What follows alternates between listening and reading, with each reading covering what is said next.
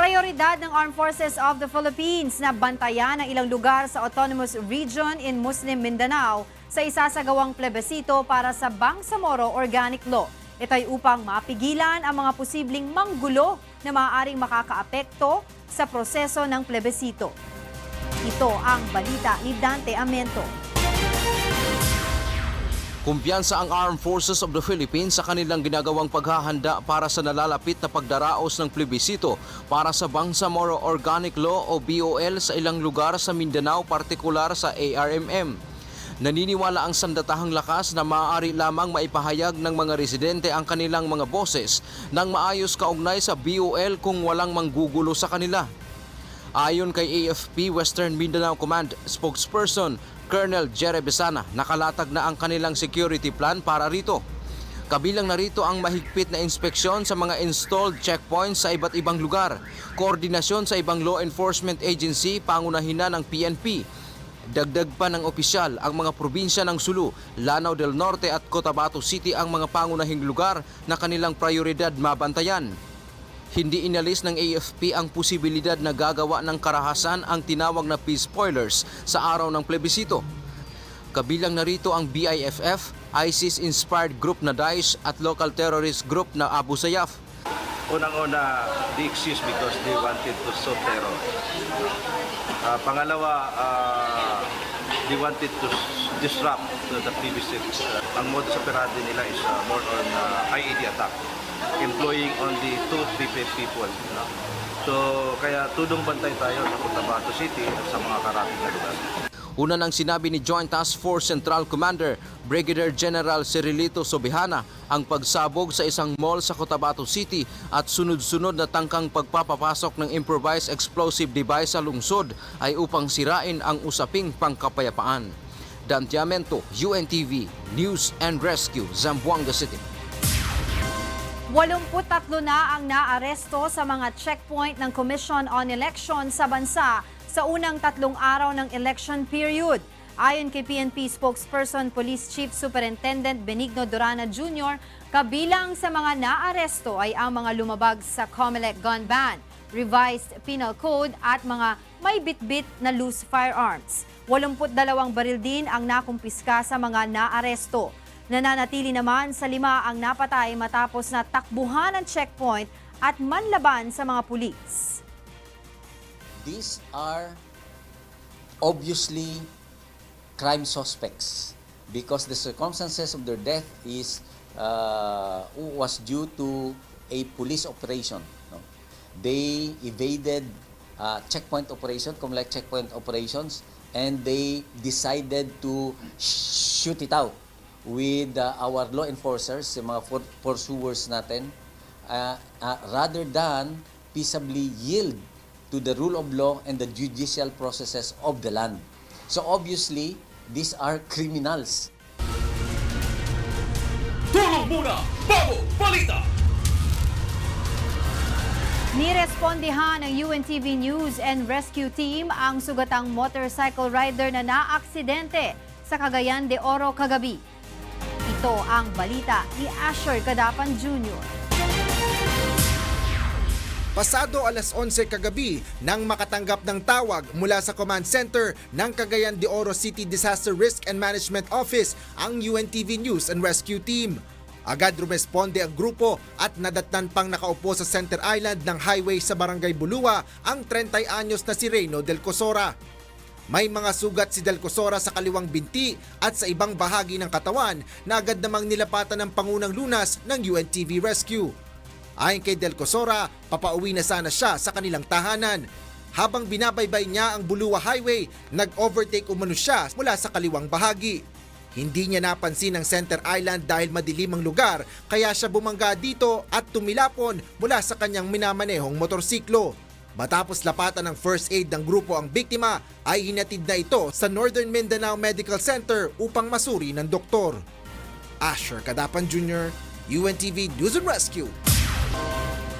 Nadakip sa Pasay City ang umano'y Chinese fugitive na sangkot sa 11 bilyong pisong economic crimes at korupsyon sa China.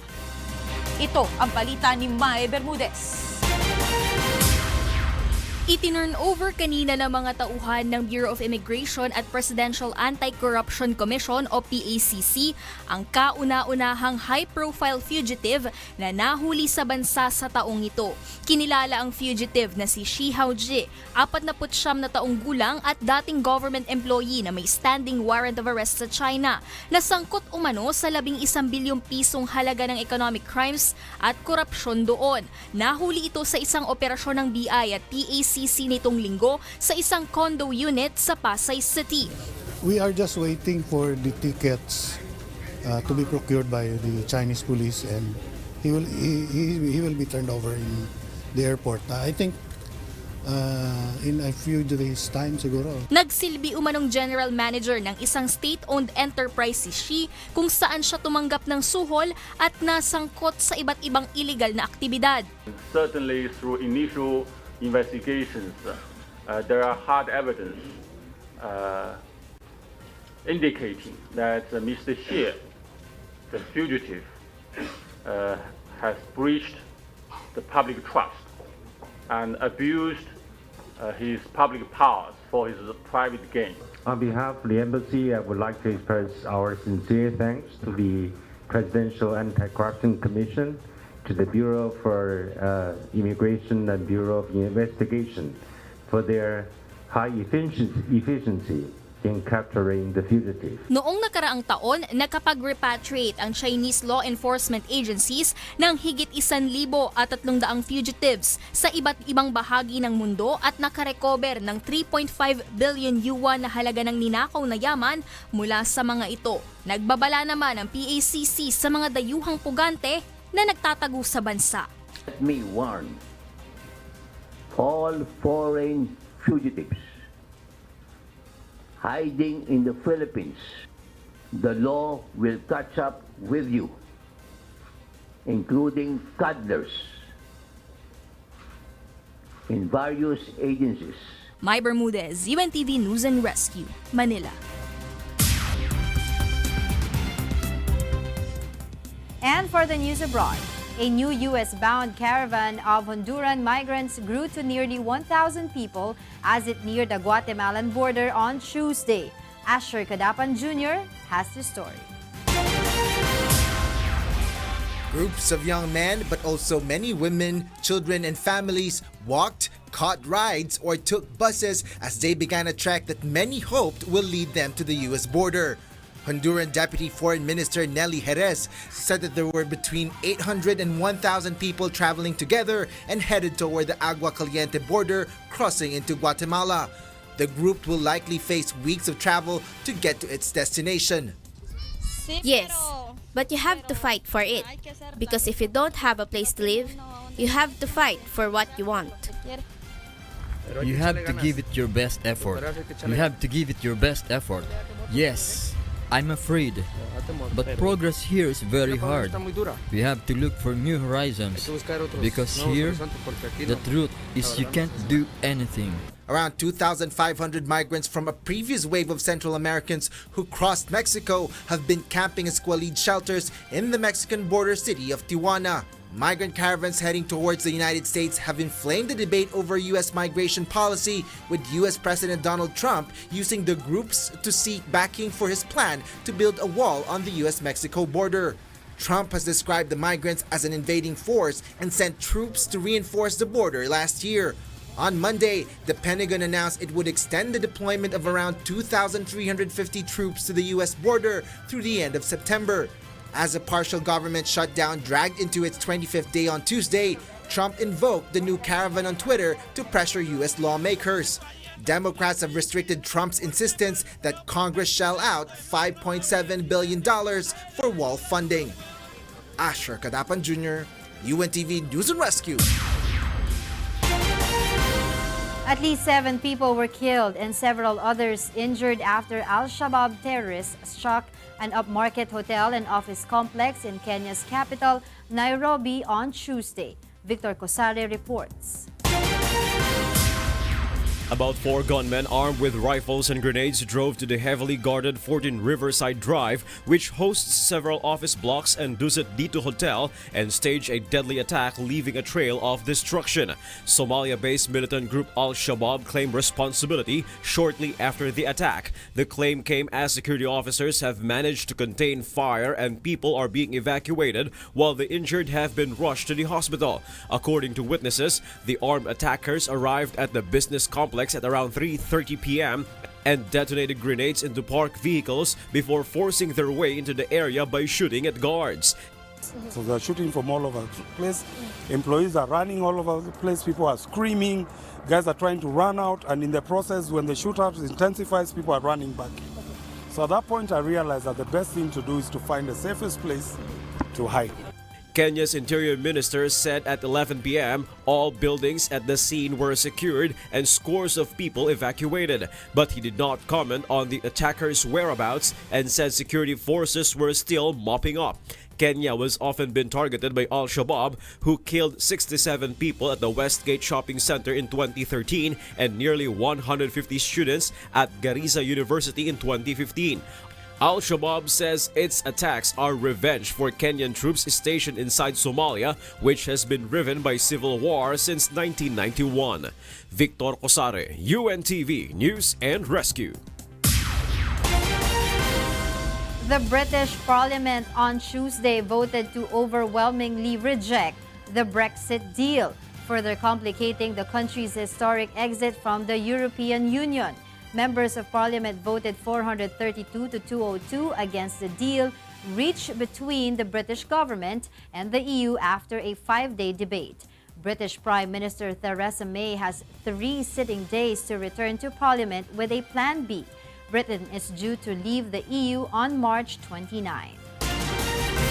Meanwhile, Australians are sweltering in temperatures as much as 12 degrees Celsius above average after another extreme heat wave swept across the country on Monday, the second in under a month. Early Briones reports. With a heat wave stifling southeastern Australia, the best place to be, as the elephants Lukchai and Patihorn discovered on Tuesday, January 15, is in the water. It's not just animals feeling the pressure. Many Australians on Tuesday took to water parks and sea to keep cool. They have been warned to avoid exerting themselves outdoors and to drink lots of water as record temperatures in part of the country look set to linger and even increase over coming days.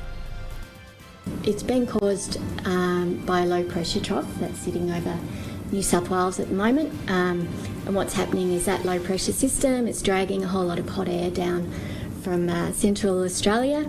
There's a high pressure system sitting in the Tasman Sea at the moment and it's blocking any cold fronts from coming over New South Wales.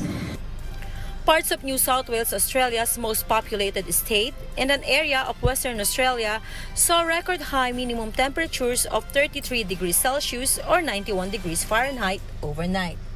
The maximum is expected to soar to more than 45 degrees Celsius or 113 degrees Fahrenheit on Wednesday, January 16 in parts of New South Wales, South Australia and Victoria, the Bureau of Meteorology said. Early Briones, UNTV News and Rescue, Sydney, Australia.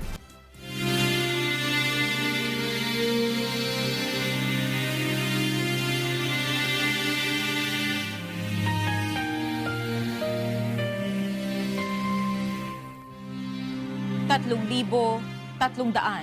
41 araw o mahigit 9 na taon na po ang nakalipas mula na maganap ang malagim na Maguindanao Massacre. Ngunit hanggang ngayon ay naghahanap pa rin tayo ng katarungan sa mga biktima ng malagim na krimen. At sa tila madilim na hinaharap ng kaso, hindi po bibitiw ang UNTV sa labang ito hanggang makamit ang katarungan, hindi lamang para sa aming 4 na kasamahan, kundi sa lahat ng mga biktima ng karumal-dumal na pamamaslang. Magbabalik ang ito ang balita. Inilunsad na ang ikatlong Wish Bus kasabay ng 2019 Wish Music Awards kagabi. Ito ang iikot sa iba't ibang probinsya sa bansa upang makaabot sa mas maraming music lovers ang mga original, Filipino music o OPM artists. Ito ang balita ni Grace Casin.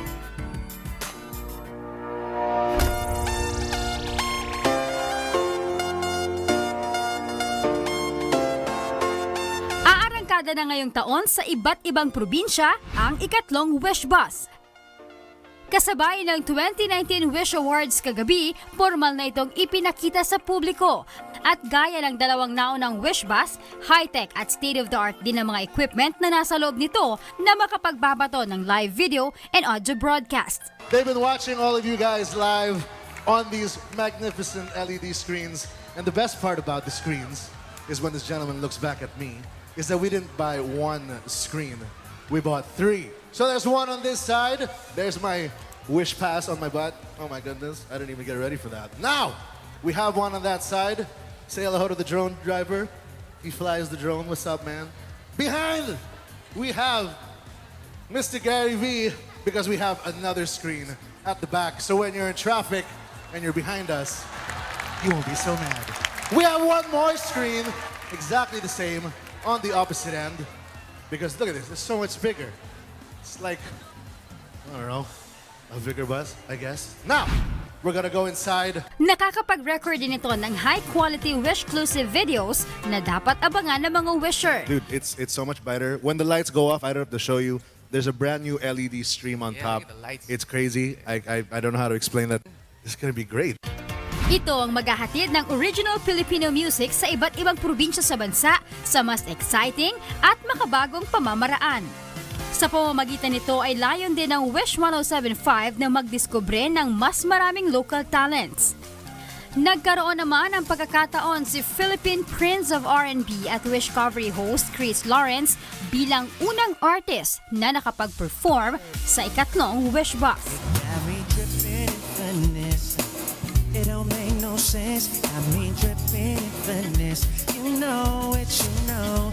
Ang mga wisher, excited naman nang matunghayan ang bagong Wish Bus. Ngayon nila po talaga nakakita ng ganito. Yung sa Wish Bus na may mga live talaga siya na mga artists. Naiiba talaga siya sa lahat kasi bihira lang yung ganitong katulad ng may bus, na may live na kumakanta. Gusto namin yung playlist nila, lagi pinapatugtog na sa sakyan. Sa iconic Wish Bus, ibinabahagi ng mga Filipino at foreign artists ang kanilang mga talento sa pag-awit sa pamamagitan ng kanilang Wish-exclusive performances na talaga namang patok, hindi lang sa Pilipinas, kundi maging sa labas ng bansa. Gaya ng Wish-exclusive video ng 4 of Spades sa Wish na kauna-unahang Pinoy music video na nakakuha ng mahigit 100 million views sa YouTube. Gusto natin pong mas marami pa tayong maisakay sa ating Wish Bus at mapanood sa buong mundo.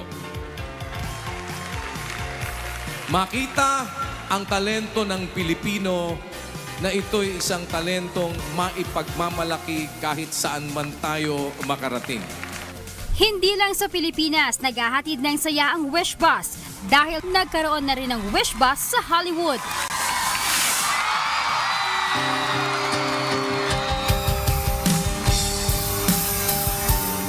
Wish 1075 ay ang #1 YouTube channel sa bansa na mayroon ng 4.3 and counting million subscribers. Grace Casin, UNTV News and Rescue, Philippines. At yan ang naging kabuuan ng ating balitaan ngayong gabi. Aming inilahad ng buong katapatan kung paano namin nasaksihan. Kayo'y makapagtitiwala na ang aming nakita at narinig ang aming ibinabalita. Magandang gabi.